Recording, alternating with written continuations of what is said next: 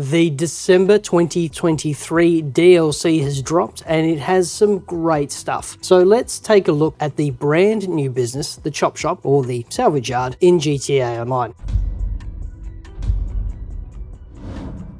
Hi, my name's Dan and I'm an old grumpy gamer. This is still a bit of a preliminary look at the new solo business in GTA Online, so we'll do an updated guide in a few days, but thought we should give you guys a bit of a head start where we can. So we'll be going over the income estimations, budget and purchase options, the setup, a quick tour, tow truck business, and the new Heist or the Robbery series. Now at about this point we'd typically go over a bit of an ROI or return on investment, but no one's quite figured out the full earnings just yet. What we have observed so far is a straight deposit of about $12,000 going into our account every in-game day. It takes about an in-game day to salvage a vehicle, and we've seen them go as high as $38,000. The Heist Robbery series seems to go to $395,000 and takes about an hour. So on that alone, we're looking at up to about $410,000 on income solo if you get a good draw on the robberies, or given it takes about 8 minutes to do a tow truck run, around $240 per hour if you want to grind the tow truck missions. Right, so let's talk budget. To access this new business and missions, you'll need a salvage yard, and we have 5 locations to choose from. Marietta Heights at $2,420,000, Strawberry for $2,570,000, La Puerta for $2,690,000, Palito Bay for $1,620,000,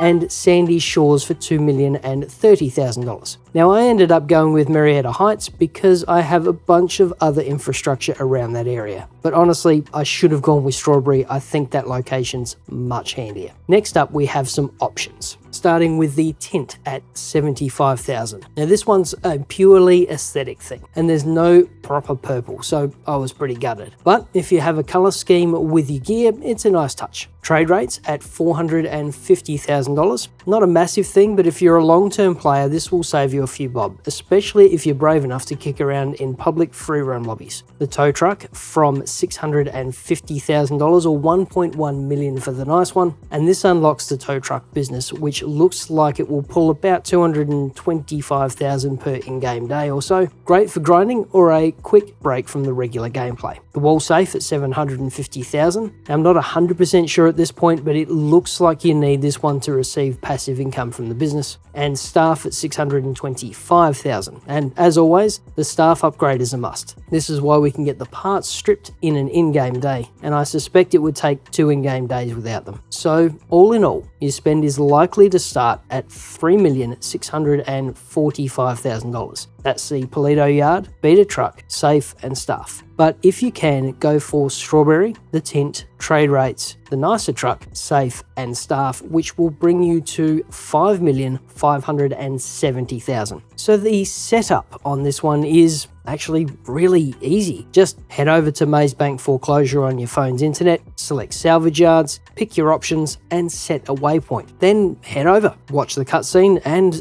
that's it. No elaborate missions, just you're good to go. Once we're in though, again, it's actually surprisingly sparse. We have the safe if you purchased it, a spawn point, some weapons, that's a jerry can, pipe wrench and a hammer, the computer, and the tow truck. And as you tow vehicles, your lifts get filled up, which is a nice touch, but all in all, it's a pretty lean setup. It's great, don't get me wrong. Everything you need and nothing you don't, but not even snacks that I could find. So let's take a look at the new solo business. For anyone familiar with the Tonya missions in story mode, that's it. Jump in, hit the start button top left, and run tow truck missions. You head out of the garage and get a quick briefing. Once that's done, follow the marker. Back up your vehicle, drop the tow hook, again top left for the controls, and back up to the car. Once you hear the click, raise the tow hook and take off. Sometimes it will be completely clear, sometimes you might meet some resistance. In the few runs I've tried, the cops caught wind, but they were pretty easy to evade. Once you're clear, head back to the yard and drive into the Corona. Your staff will take care of the rest. and 1 in-game day later, a bunch of cash will get dropped into your account. From what I've observed, it takes around 8 minutes or so to do one of these missions. They pay around $38,000, and that equates to around 228 grand per in-game day, around 285 per real-world hour. One quick tip for those not super experienced with the tow truck: the hitch is very forgiving and quite sticky, so the car being towed can get thrown around a bit without too much trouble. If it does start getting a little out of hand though, take your hand off the accelerator and roll to a stop. Don't brake, don't accelerate, don't swerve or correct, just hold a straight line and roll to a stop. The other part of this business is the new Robberies mechanic. So when you're ready,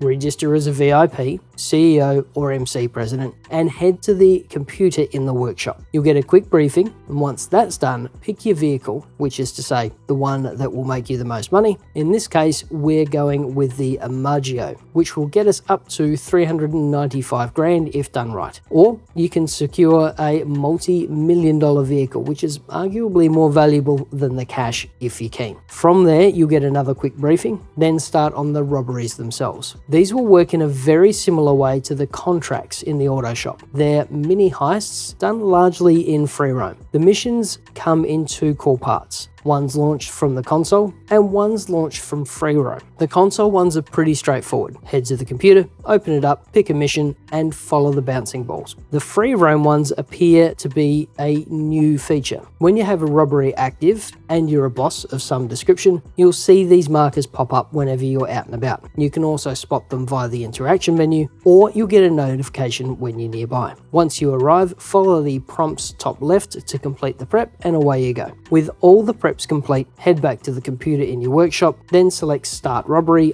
bottom right, then follow the bouncing ball. And that seems to be about it for the moment. We'll have some more observations over the next little while, but the Salvage Yard seems to be a great little solo business and a nice way to break up the monotony. And that's it. Thanks for watching. Stay safe, wash your hands, and we'll see you in the next video.